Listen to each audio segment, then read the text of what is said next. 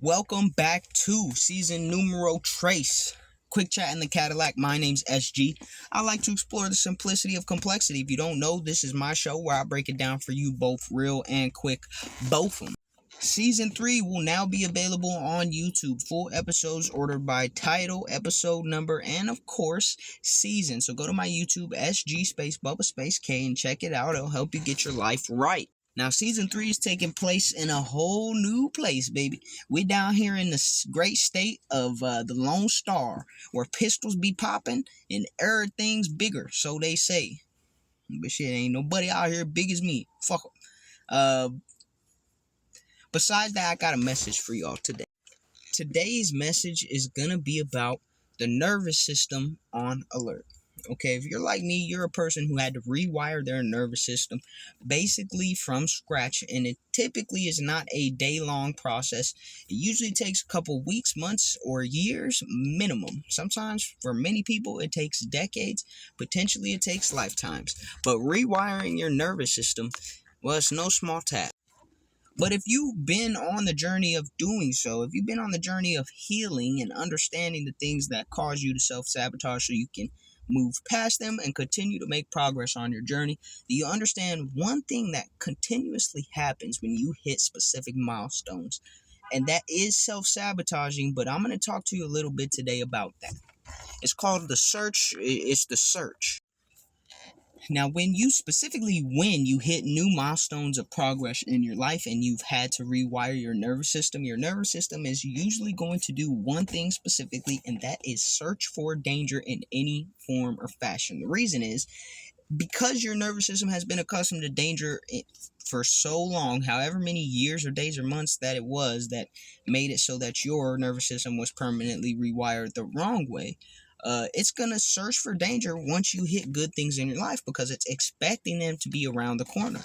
Now, we always know it's going to be a fork in the road, a wrench in the plan, whatever, right? But at the end of the day, not everything is a catastrophic event. And this is something that you have to teach yourself when your nervous system is really wired the wrong way. I keep saying that because it's true. It's wired the wrong way, but this shit do be happening to plenty of people out here, and I know because it be happening to me.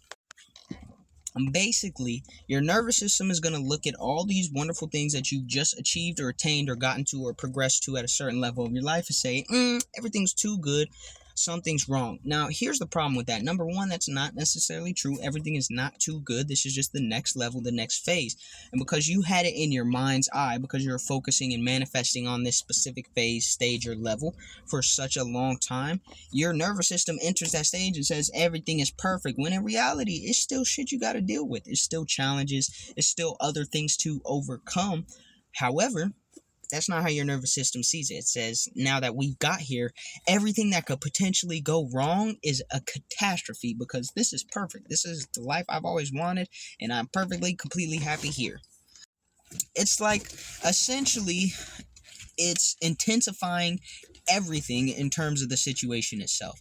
Right? The highs are very high, and even the smallest low is very, very low. And the reason that your brain does this, your nervous system, the reason that your spirit does this is because you're very used to situations of high volatility. That's why your nervous system was wired incorrectly. Now, you've elevated to a new level, which your brain does understand means there's more at stake because you have more to lose because you've gained more in the process. However, the stakes are not always as high, and I know that sounds contradictory as your nervous system, your brain, your spirit will tell you. A lot of times, the reason that it says the stakes are so high is because it wants you to take some sort of action against it, like immediately, to stop the possibility of you ever feeling unsafe or, for your nervous system to revert back to that energy that you were before in survival mode. But the funny thing about it is a lot of times when it starts thinking this way, you start making decisions that are in alignment with the version of you that was in survival mode instead of this new version of you who got to this new era, this new progression, this new phase of your life, and this new level. So in essence, it's betraying itself by catastrophizing anything that could happen that possibly, potentially, has even the smallest chance of going wrong. And that is something that you're going to have to learn to get over. Okay, sometimes And listen, I'm telling you, I've been through this shit. I go through this shit, so I understand it's a whole lot easier said than done. And for you, if it's easy to get past this may not be the message for you. Because here's the thing, when your nervous system is rewired incorrectly the first time, so now you got to wire it correctly the second time around, my guy, this shit will it will literally have physical symptoms. For some people, it'll manifest as psychosis. For some people, it can fuck your whole day up, but you got to learn how to process those things and find some sort of transmutational energy that you could use, whether it's some sort of creative pursuit, a hobby, exercise, reading books, sitting down and breathing techniques, whatever it is. You got to find something to level yourself out. Otherwise, you gonna fuck up this whole new level that you got into, just because you're feeling afraid that you might fuck up this whole level that you got into. That's the catch-22 of it, right? And as sick and as inconvenient as it is, that is the truth. Your brain will do that shit to you because it's afraid, right? Your brain is afraid that you will be put back into survival mode where all that adrenaline is pumping. But it also enjoys that because adrenaline is pretty addictive drug. Fight or flight mode is a pretty addictive drug. Even though it's not good for you, your body, your decision making, or anything along those lines, probably not even your environment, unless you really, really need it, then it's more familiar, it's comfortable, it's easy for your brain to go back into that mode because it's known. It seems familiar, though it's not necessarily safe. It feels that way.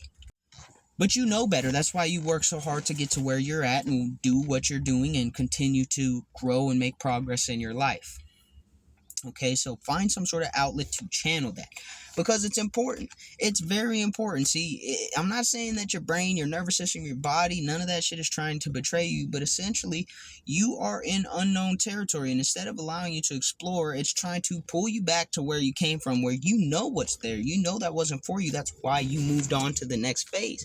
However, your brain feels, your nervous system, your comfortability level sits in that old time zone. So instead of being uncomfortable, it wants you to revert back to old habits, tendencies, emotions, feelings, etc., etc., etc., etc.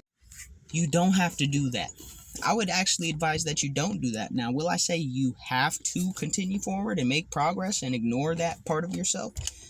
No, because quite frankly, you're not going to listen to what I say if you didn't want to anyways. But what I will tell you is this: when you consistently show up for yourself to rewire your nervous system and make an effort to make progress and complete your journey in making progress and complete your journey in your higher purpose and what you're aligned with, what you're supposed to do in your mission, when you are actively working on that, the rewards will become more steady and consistent, as well as your nervous system will slowly begin to rewire itself in favor of things that are actually positive for you, in favor of your mental health instead of destructive to your mental health. And that is a beautiful thing. But like all beautiful things, it takes time. It's not an overnight process, and it definitely shouldn't be. Anything that's worth having, you definitely have to earn. And if you didn't earn it, then it's probably not yours to begin with, or it just flat out ain't worth having. So sit with that today and understand, and hopefully, let it sit with you for the rest of your life. And so that when you do encounter those phases where you feel as though you're being pulled on, where you feel like the past is trying to pull you back to that old version of you, you can understand this is a moment where I need to ground myself, where I need to center myself, where I need to do a little bit of processing so that I can continue moving forward instead of being pulled backwards. Now, it's not going to be perfect. A lot of y'all's going to fuck up because, maybe the rest of y'all is perfect, but for me, I know I fucked up a couple times throughout that process and continue to fuck up every now and then today and throughout this currently while I'm actively in this process. But I will tell you, I now have better ways of handling it because I can recognize it, because I can look at that moment and say, okay, this is fight or flight. This is survival mode trying to bring itself back into my life. And right now, it's completely unnecessary. Right now, this is not a fight or flight situation. So let me go about making my progress. If I need to take a moment, pause, and ground myself, that's what the fuck I'm going to do. Because I got to make sure I'm going forwards, not backwards. All right, that's everything I got for y'all today. Season 3, baby. Peace.